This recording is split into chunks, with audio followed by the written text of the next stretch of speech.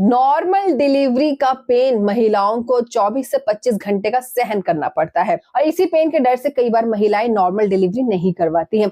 अगर आपको भी डर लगता है नॉर्मल डिलीवरी के पेन से, चीरा क्यों लगाया जाता है, सुसु पॉटी को लेकर बहुत सी बातें आपके दिमाग में घूम रही हैं और प्रेगनेंसी का 9वां महीना तो स्ट्रेस लेवल भी आपका बढ़ सकता है और नॉर्मल डिलीवरी इफेक्ट करती है। तो आइए हम जानते हैं नॉर्मल डिलीवरी कैसे होती है, कौन कौन से टेस्ट आपके किए जाते हैं।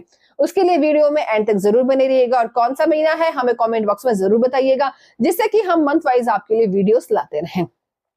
तो फ्रेंड्स, सबसे पहले हम बात करते हैं पेन्स कब आते हैं, कब आपको हॉस्पिटल जाना है।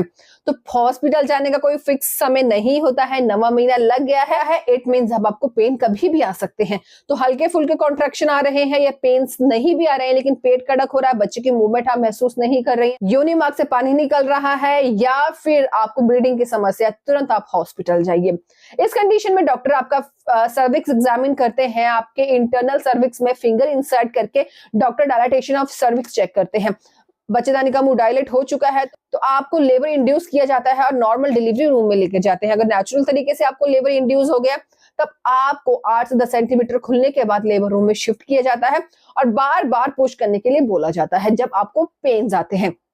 अगर आप सही तरीके से और सही समय पर पुश करेंगी तो 7 से 8 पुश में बच्चा आपका बाहर आ जाता है। लेकिन आपको उस दौरान ब्रीदिंग एक्सरसाइज काफी ज्यादा काम आती है। तो डिलीवरी डेट से पहले आपको ब्रीदिंग एक्सरसाइज को फॉलो जरूर करना है, जिससे कि जब आप लेबर पेन में होती हैं और पुश करती हैं तो ब्रीदिंग एक्सरसाइज आपको सपोर्ट करे नॉर्मल डिलीवरी में। तो उस दौरान आपको क्या करना है, लंबी सांस लेनी है और नीचे की और प्रेशर करते हुए छोड़नी है, जिससे कि कम से कम समय में आपका बच्चा बाहर की ओर आ जाएगा।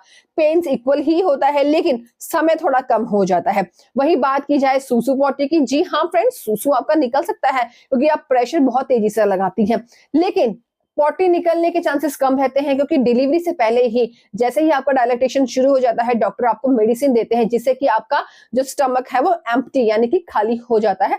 तो पॉटी निकलने के चांसेस बेहद ज्यादा कम रहते हैं।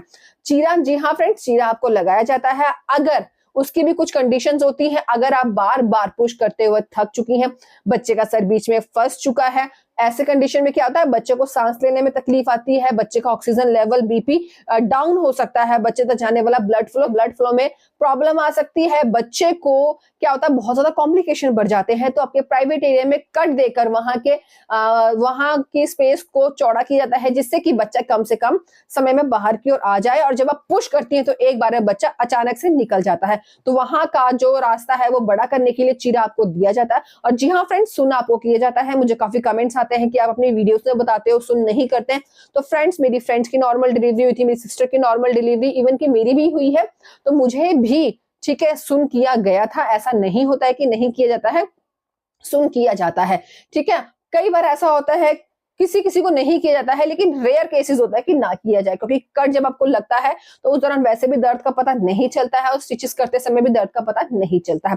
बाकी बात रही कि डॉक्टर्स डांटते हैं, नहीं फ्रेंड्स, ऐसा नहीं होता है। ठीक है, अगर आप ज्यादा ही शोर करेंगे तो मे भी आपको समझाने के लिए थोड़ा सा डांट सकते हैं, लेकिन ऐसा नहीं होता है कि आपको डांटा जाए, क्योंकि आप भी मैच्योर हैं और एक माँ बनने वाली हैं। तो ऐसा आप ना करें कि एकदम से आप मतलब बहुत ज्यादा चिल्लाना शुरू कर दें। दर्द सबको इक्वल ही होता है, दर्द आपको सहन करना पड़ेगा, दर्द आपको लेना पड़ेगा, तभी आपकी नॉर्मल डिलीवरी हो पाएगी। तो फ्रेंड, इस तरीके से आपकी नॉर्मल डिलीवरी सक्सेसफुली हो पाती है। तो नॉर्मल डिलीवरी से डरना नहीं है, आप ब्रेव हैं, इस बच्चे को हेल्दी इस दुनिया में लेकर आ रहे हैं। वेल, कौन सा महीना है कमेंट बॉक्स में जरूर बताइएगा।